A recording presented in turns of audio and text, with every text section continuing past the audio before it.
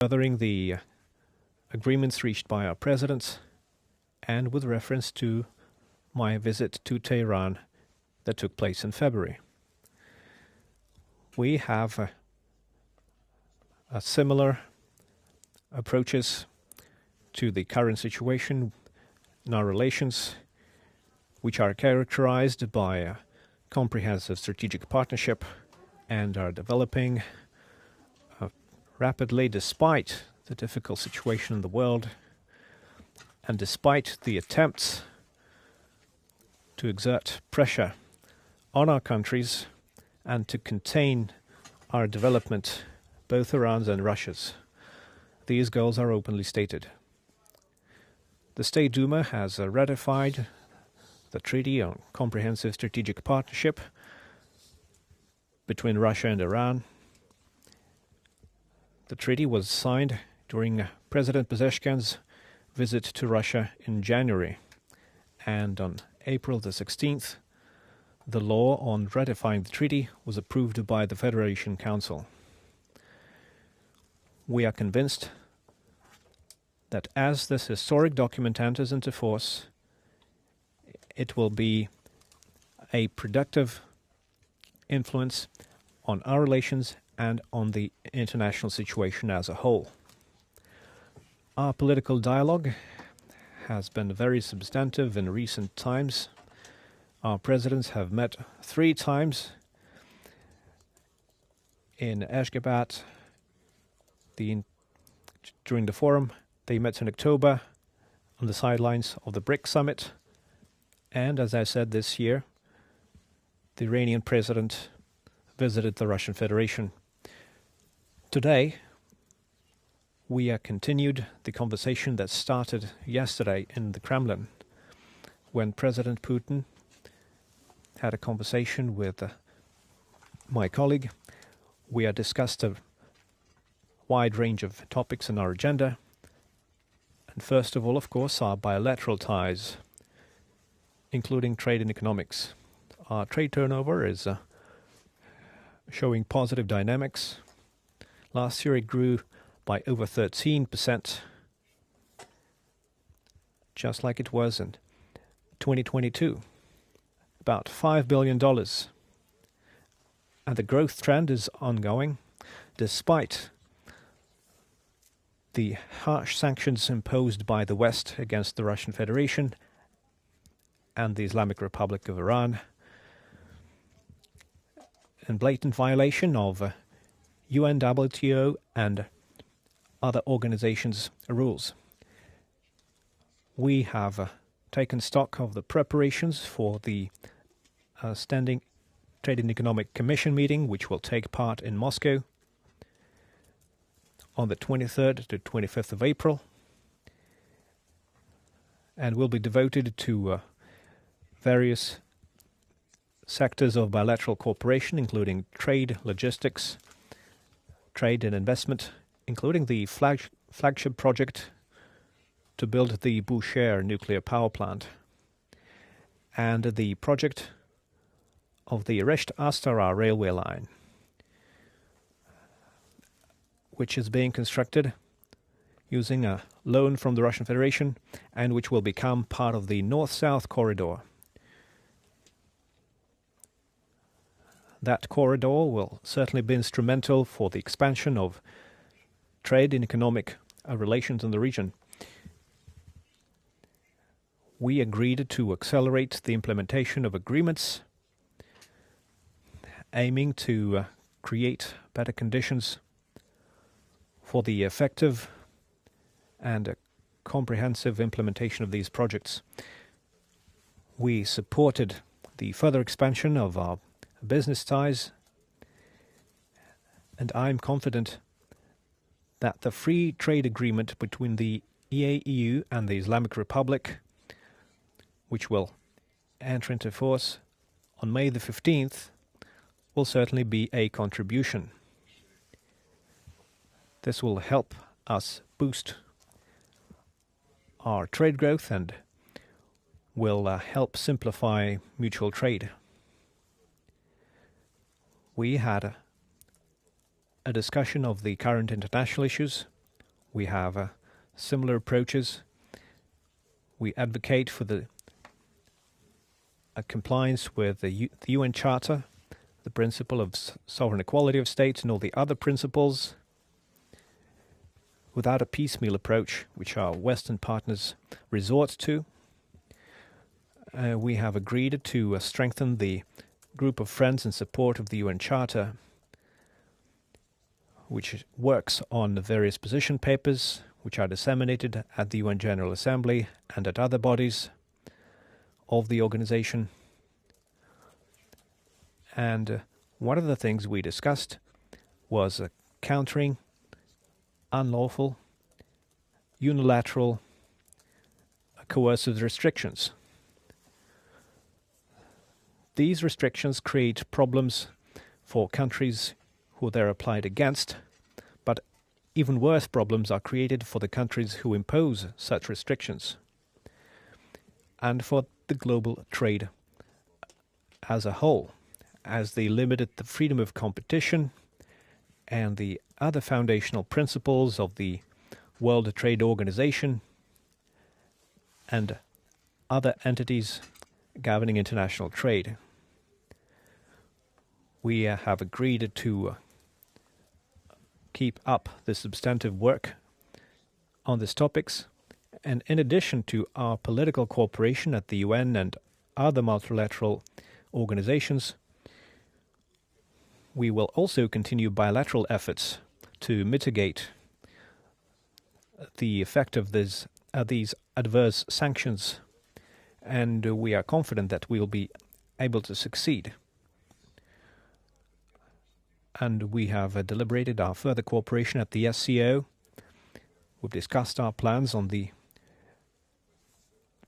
Joint Comprehensive Plan of Action on the Iranian nuclear program. We both believe that the fact that Washington undermined the plan back in 2019 was a negative step, but we both welcomed the apparent desire to reach mutually acceptable agreements, including those that have been discussed between the Islamic Republic of Iran and the United States. Russia is certainly willing to facilitate this process and will certainly support all the agreements which include Iran's legitimate interests. We have compared notes on other parts of the global agenda, including the situation in the Palestinian territories. That situation is deeply concerning. We have discussed the developments in Syria after the change of power in December and the Middle Eastern situation in general.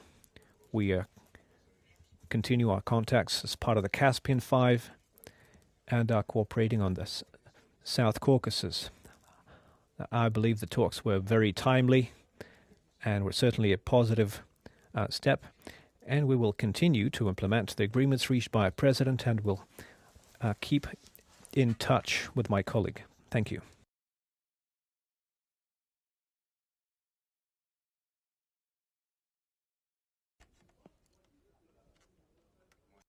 I believe that my counterpart, Minister Lavrov, he has already said everything that there is to be said, and I can just confirm everything that he has mentioned. I would like to add just a couple of things. First of all,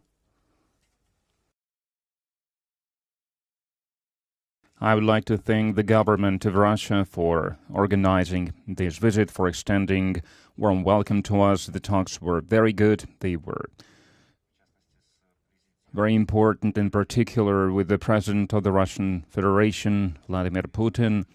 I handed over the written message of the President of Iran to the President of Russia. It was a very important message, very important letter that covers a lot of areas of our cooperation and also refers to vital international and regional issues.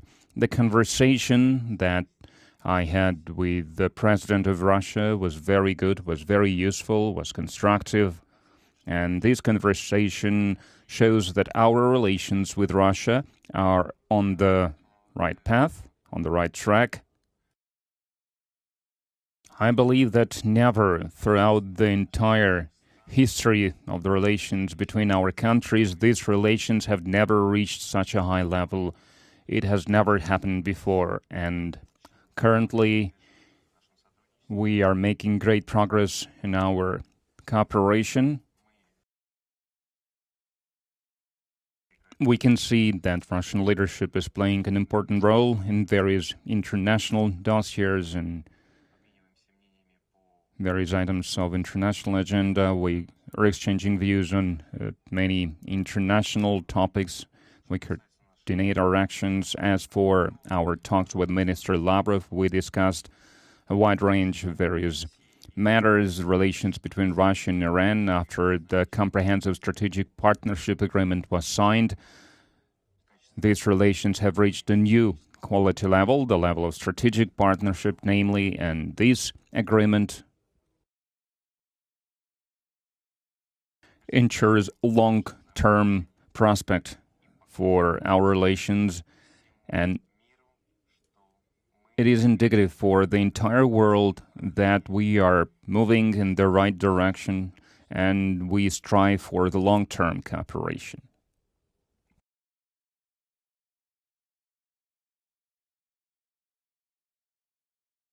And all the events that are going to happen along this path, along this track, are vital. The decision made by Russia and Iran is a decision of strategic nature, and we are going to adhere to this decision. We are going to continue moving, and this Comprehensive Strategic Partnership Agreement was ratified in the State Duma, which we welcome. Soon it is going to be ratified in the Majlis, in the Iranian parliament. As for the free trade between the Eurasian Economic Union and Iran, very soon, in the next few months, this agreement will become mandatory for execution, will come into effect. Our trade will continue to grow. As Minister Lavrov said, trade with Russia is increasing to a good rate, and this free trade agreement will give an even stronger impetus to our trade and economic relations within multilateral platforms at the UN, at the IAEA, and in BRICS and the SCO. We cooperate closely. We pursue our interests in this cooperation. Russia chaired over BRICS last year, which was a success. A lot of very important events, very important meetings took place, and Iranian delegations traveled to Russia to take part in these events, and we believe that Russia's presidency over BRICS was a successful period for the organization, and we hope that this year the Brazilian presidency will continue the work that was foundation for which was laid by the Russian presidency. We are going to hold a session of the Intergovernmental Commission on Cooperation between Russia and Iran. The Minister of Oil of Iran is going to participate in this session. All the organizations, all the agencies of Iran that are cooperating with Russia are going to take part in this session, and other companies as well. I believe that the delegation will consist of some 100 people, and both the government offices and private sector will be represented in this delegation. And there is an important project, the North-South Transport Corridor, the energy projects in our relations.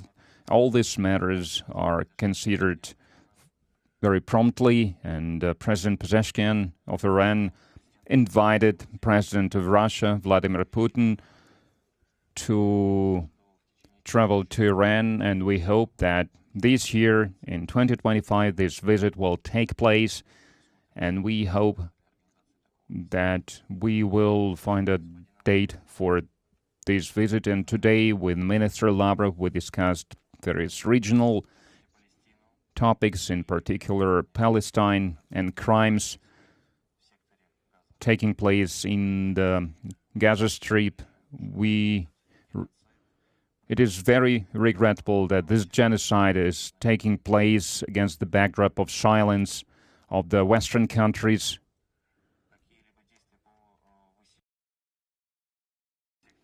Any actions to displace people from the Gaza Strip, we believe it is unacceptable. All the legal tools must be used to restore peace in Palestine. We also discussed the situation in Syria, in Caucasus. We discussed matters about the Caspian Sea. We spoke about Afghanistan and also Yemen. We had a conversation about Yemen, the events that are taking place in Yemen. They have to do with the American actions. We condemn these actions by the Americans, and we hope that these crimes against the Yemeni people will be stopped. And we also discussed in great detail the nuclear issue. We discussed the talks that are taking place between Iran and the United States. I briefed Minister Lavrov about these talks, about the matters that are being discussed within these talks.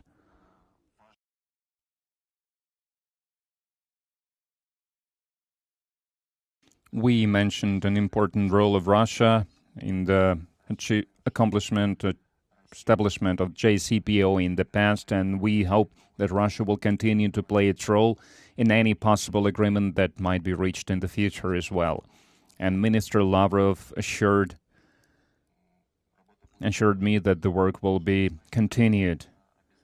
And we will continue to inform our Russian and Chinese counterparts about everything that is happening along this track.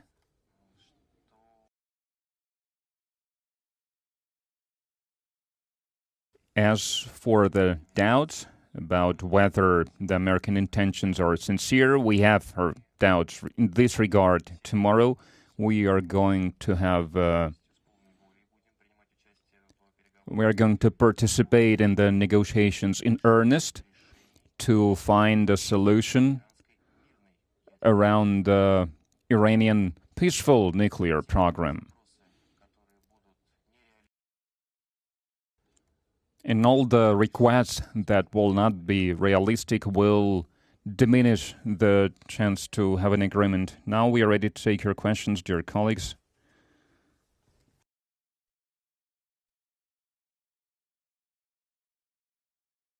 Good afternoon.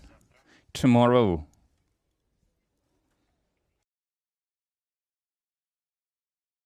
in Rome, indirect talks between Iran and the United States are going to take place.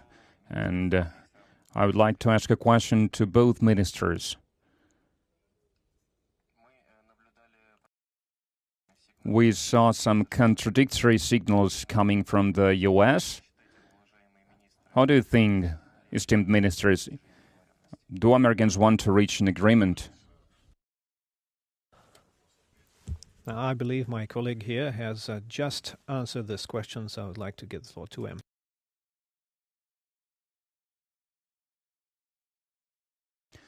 Yes, as I have said before, and I can say it again,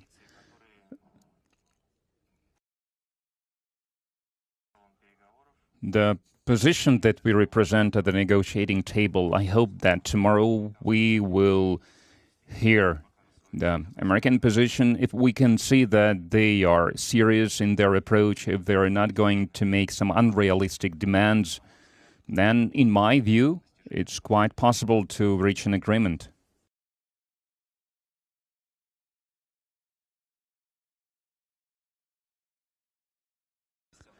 Известия, Anton Zlatnitsky. My first question for the Minister of Foreign Affairs of Iran, Minister Araqchi. You have already mentioned this, but I would like to get more detailed answer. To what extent the positions of Iran and the United States became closer after meeting on Amman? What will be your suggestion for the next round of talks with the Americans, and when can we expect the direct talks? And my second question is for Minister Lavrov. Okay.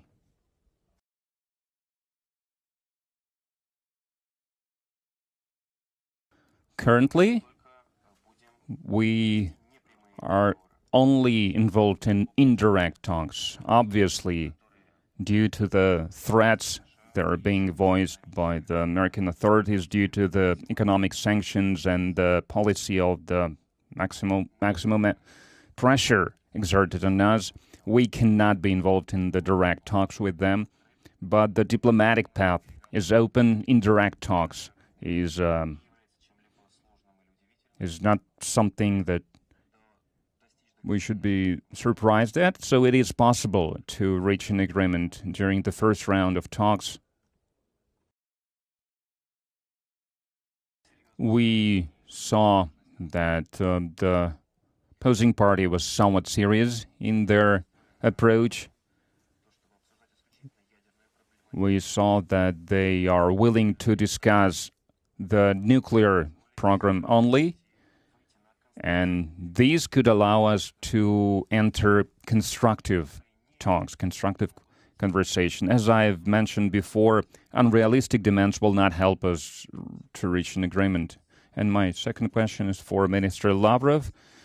Previously, American media claimed that Donald Trump asked Russian president to mediate the talks with Iran. Is this being discussed now, and what kind of format of the deal Moscow sees as the most acceptable considering security in the region? As I already said in my introductory remarks, we are ready to discuss any format that would be beneficial for Iran and that would be acceptable for the United States. We proceed from the assumption that the only possible kind of agreement, as my colleague has just said, is an agreement exclusively on nuclear issues. And I would like to note that the Islamic Republic of Iran is willing to engage in a search for an agreement as part of the Non-Proliferation Treaty. It is a matter of principal importance, and this should not be mixed in with the non-nuclear issues, as that would create a very risky situation.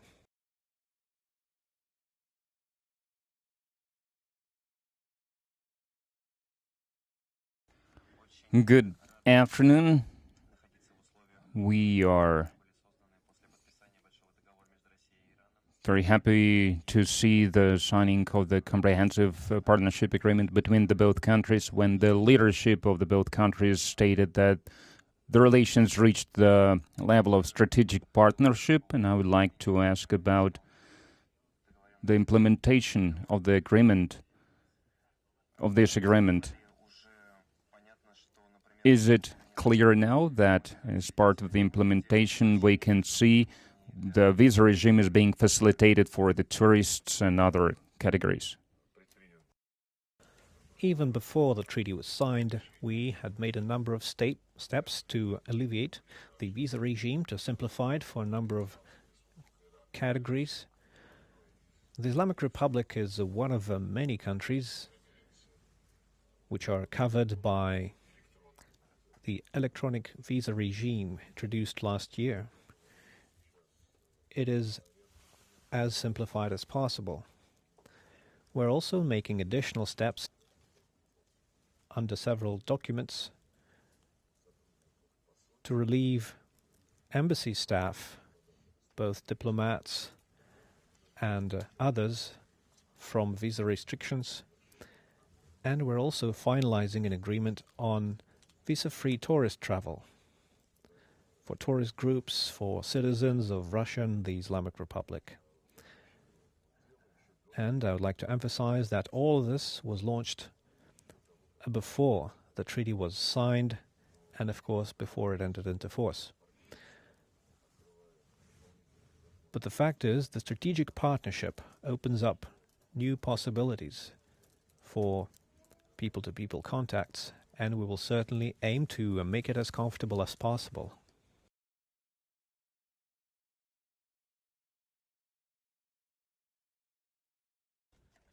And I also would like to say that I can confirm what Minister Lavrov said. I can only add one more thing. In the field of economic cooperation, Russia and Iran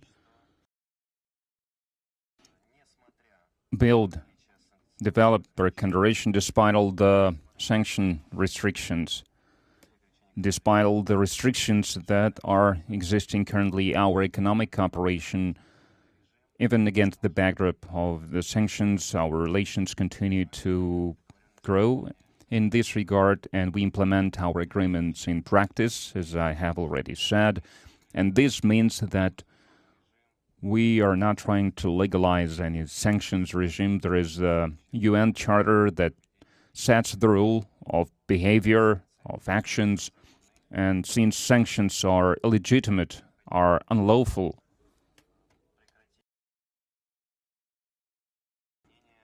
their implementation must be stopped on the international platforms. Next question for the Sputnik. Good afternoon, dear ministers. I've got a question for both ministers. How the Comprehensive Strategic Partnership Treaty between Russia and Iran can help to overcome the barriers created by sanctions and deepen cooperation in energy, transport corridors, including north-south transport corridor and joint investment projects. Well, Minister Araqchi has just said, and I can confirm that regardless of when the treaty was signed and regardless of its entry into force, we already have cooperation along these lines from the first days of the illegitimate restrictions that were introduced against our countries. And we have many supporters at the United Nations, including members of the Group of Friends in support of the UN Charter, which is working on various position papers, including documents to demand this illegal practice to be stopped and to return to international law as basis. And in general, we have consistently advanced in our bilateral relations and in our international activities the practice of developing banking services, financial systems, payments arrangements which can protect us against such illegal actions. So the fact that this treaty has now been signed is just a reflection of our commitment to developing our friendly relations in all areas and all sectors. And with this, we conclude our press conference. Thank you for attending it.